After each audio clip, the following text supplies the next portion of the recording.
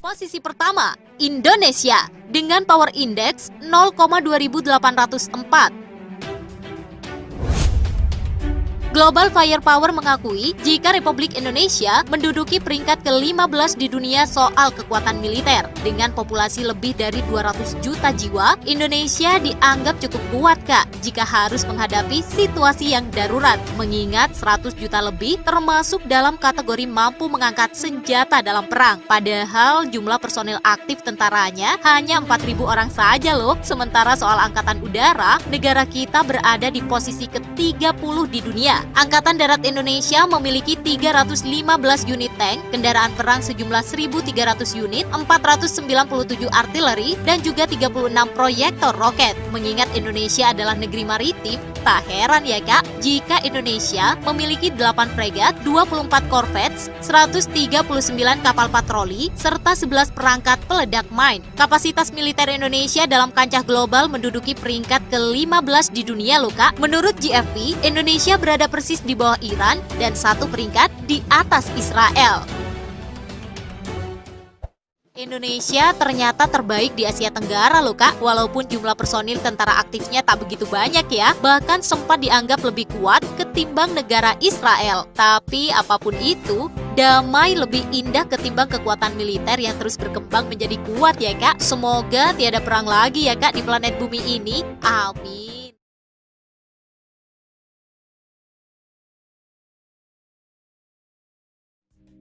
Kali ini kita akan membahas alasan Israel yang kecil bisa jadi negara militer adidaya. Israel memang negara kecil, tapi soal kekuatan militer jangan pernah meremehkannya. Militer Israel dalam waktu singkat mampu membangun militer tangguh yang kuat di dunia dan juga militer paling inovatif di dunia. Israel berada di garis depan teknologi pertahanan rudal, entah itu Arrow atau Iron Dome yang banyak dikenal orang itu. Israel adalah pemimpin dunia dalam teknologi pesawat tak berawak. Mereka membangun tank sendiri dan memimpin dalam perang cyber. Kok bisa Israel begitu adidaya dalam militer? Salah satu alasan mengapa Israel bisa sejauh ini adalah untuk bertahan hidup. Dengan apa? Dengan otak mereka. Ya, otak Yahudi terkenal sangat cerdas, mengungguli segala bangsa. Ini adalah salah satu sumber daya yang dimiliki Israel. Ketika menerima agresi atau ancaman dari musuh, mereka tak punya pilihan lain selain menggunakan otak untuk berinovasi. Dan Israel melakukannya. Contoh kasus sistem pertahanan misilnya, hingga tidak ada yang mampu menembus pertahanannya. Israel yang kecil mampu jadi negara militer yang adidaya. Dengan berinovasi menggunakan otak itulah Israel muncul dengan Arrow yang dapat mencegat rudal balistik. Mereka juga menciptakan David Sling yang dapat mencegat rudal jarak menengah. Belum lagi Iron Dome yang terbukti mencegat lebih dari 85% dari jalur Gaza. Israel telah mengembangkan teknologi luar biasa ini yang masih sangat rahasia untuk dapat mendeteksi terowongan yang digali Hamas di bawah perbatasan antara Israel dan jalur Gaza. Itu adalah sebuah teknologi yang tak ada di tempat lain di dunia. Meskipun begitu, tidak semua kekuatan Israel berasal dari produk berteknologi tinggi. Ini juga termasuk orang-orangnya dan terutama penciptaan budaya bebas oleh tentaranya. Budaya bebas dalam militer Israel maksudnya adalah bahwa pangkat tidak memiliki arti di antara prajurit. Hal ini memungkinkan kepala staf untuk berbicara dengan prajurit yang biasa dan dapat berbicara tentang berbagai hal dan kapan mereka bisa berbicara tentang hal-hal untuk berinovasi. Ketika mereka dapat memiliki arus informasi dan ide-ide bebas, mereka dapat menciptakan dan berinovasi dengan fleksibel.